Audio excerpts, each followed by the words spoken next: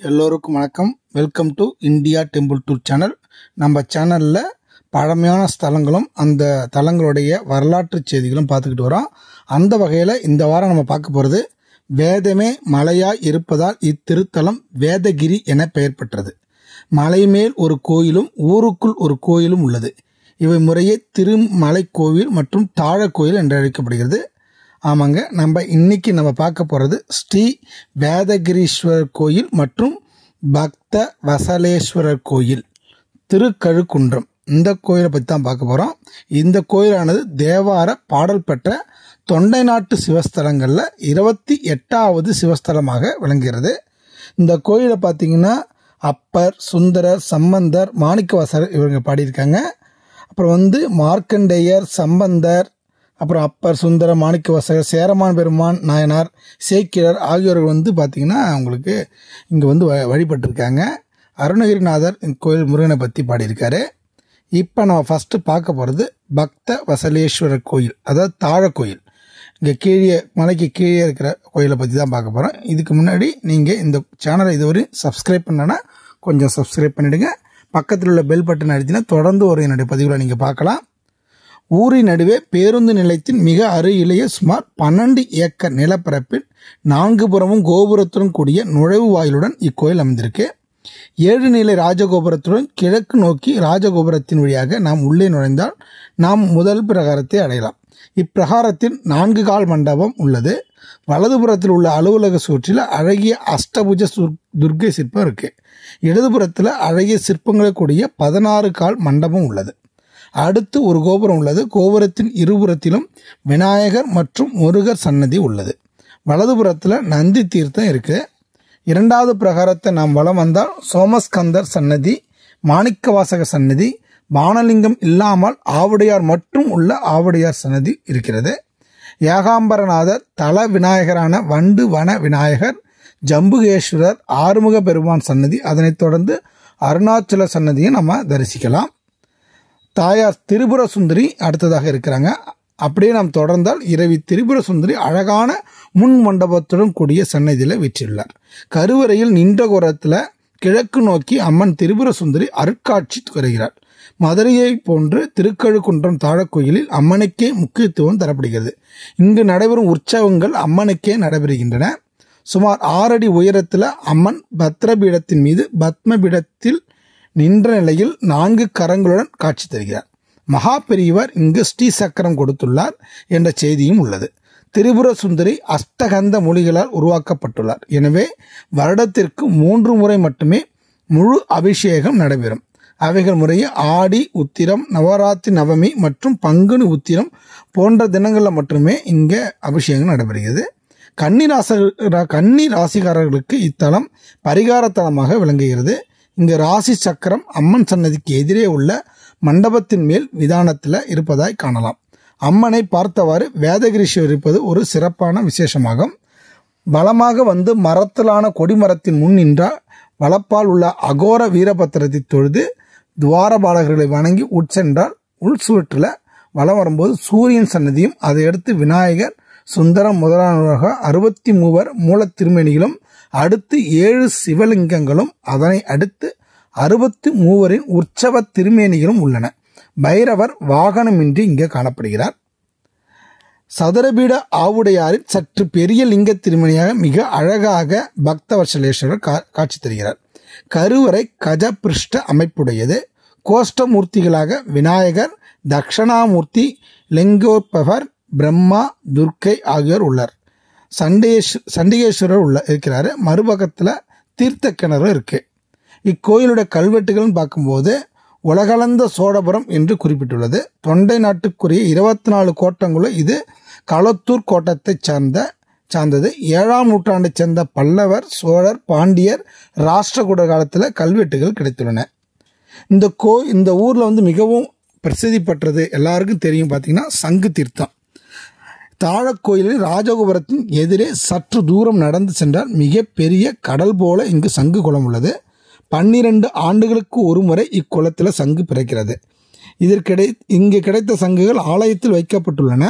மார்க்கண்டியர் இறைவனை வழிபட பாத்திரமின்றி தவிக்க இறைவன் சங்கை உற்பத்தி செய்து தந்ததாகவும் அது முதற்கொண்டு 12 ஆண்டுகளுக்கு ஒரு முறை இக்குளத்தில் சங்கு பிறப்பதாகவும் சொல்லப்படுகிறது. இதுவரை சிறிதும் பெரிதுமாக பல வலம்புரி சங்குகள் தோன்றியுள்ளன. புதிய சங்கு தோன்றியதும் பழைய சங்கை பாதுகாப்புடன் ஆபரண அறையில் வைத்து விடுகிறார்கள்.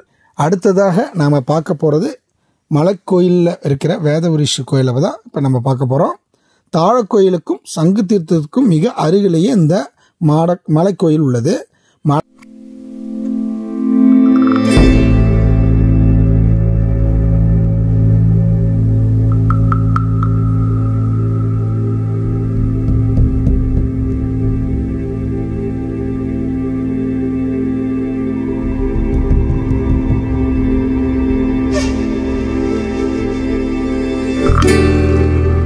மலை மீது ஏறுவதற்கு முன் அழகிய நுழைவாயில் உள்ளது. உள்ளே நுழைந்ததும் ஒரு மண்டபம் உள்ளது. இங்கே விநாயகர் சன்னதி உள்ளது. மலை ஏறுவதற்கு முன் நுழைவு சீட்டு பெற்றுக்கொண்டு நம்ம ஏறணும். சுமார் 550 படிக்கட்டுகள் இருக்கிறது. அது சுமார் ஒரு 150 படிக்கட்டு பார்த்தீங்கன்னா ரொம்ப செங்குத்தாக ஸ்ட்ரைட்டாக இருக்கும்.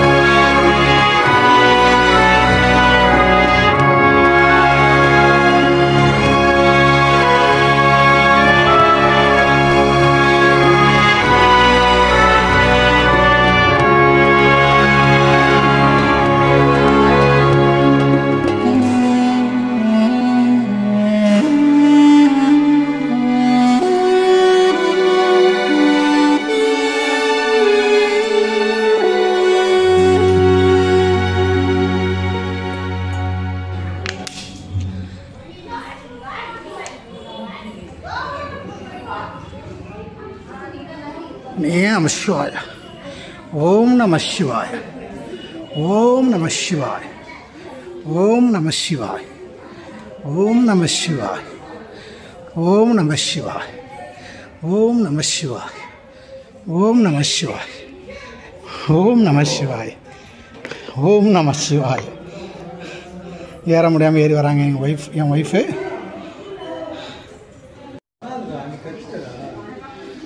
பாருங்க உட்காந்துட்டாங்க. திரும்பியும்